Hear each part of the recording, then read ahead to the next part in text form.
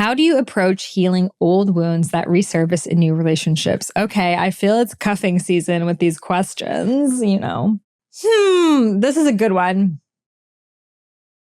Inevitably, old wounds are going to resurface in new relationships because the last experience you have in a relationship, you're going to always be comparing this new one to that until you come to the realization that that relationship with that person was an anomaly. You're never actually going to have the same relationship with someone that you are going to have with that person. We can try as hard as we can to see the patterns between them and be really afraid that the whole thing's going to happen again. Even if those two people have the exact same traumas, the way that they manifest is very different. Look at siblings. They grew up in the same exact family, but they come out super different. So I feel our minds, for safety, try to say, oh, this person had a similar trauma to them, or they remind me of my ex in this way, so I know how it's going to go down. Forecast, whatever happened in your previous relationship. And that's a different person, and you're a different person, and this is a new relationship. And another thing is that we really can't learn the same lesson twice. So if you feel that you've actually learned the lesson from that relationship, you're done with that lesson. You're not going to repeat it twice.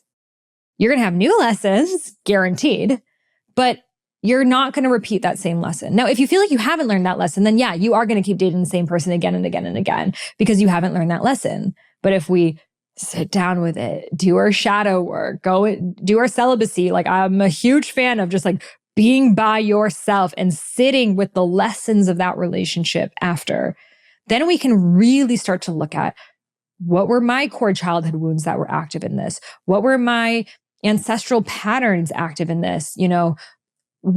How did I maybe rush into this relationship and not see certain aspects that could have been red flags? How was I okay with certain treatment in the relationship? When you start to really do that work, something energetic happens that now you don't actually need to relearn that again. But what we do is then we just assume every relationship is just going to be that, and it's not. You often end up in a relationship with someone who's totally different. When you've actually done the work, I find your next relationship tends to be like the opposite of that person. And now you might just be sitting with a whole other web of things of wait, I was used to really avoid it, man. This guy is obsessed with me, but now it's bringing up my avoidance, So I find that we try out other sides of the spectrum. And so we can't expect any relationship to be the same because we are the universe experiencing itself. So we're going to experience ourselves in a whole wide range of different things. You might be, the black cat in one relationship, the golden retriever in another relationship, maybe the snake in another relationship. That they say the black cat, golden retriever thing. If you haven't heard of it, they say the black cat is the person who is willing to walk away. And the golden retriever is the one who wants the relationship more. So it's kind of avoidant, anxious. But we're telling people to be the avoidant one in the relationship. We're telling people to be the black cat. And I think ultimately we both want to be koala bears. We both want to be open to a state of love and choosing each other. But that does come with building safety and building trust. Building safety and building trust. Yeah, learn the lessons from your previous relationship. They're there for a reason. You learned those lessons for a reason, but you can't now assume now you know how it's going to go. And this is why it's really important to have your own coach, so you can work through those things with your coach. And that way you're not bringing it necessarily to your partner because your partner is not there to coach you through the wounds of your old relationship.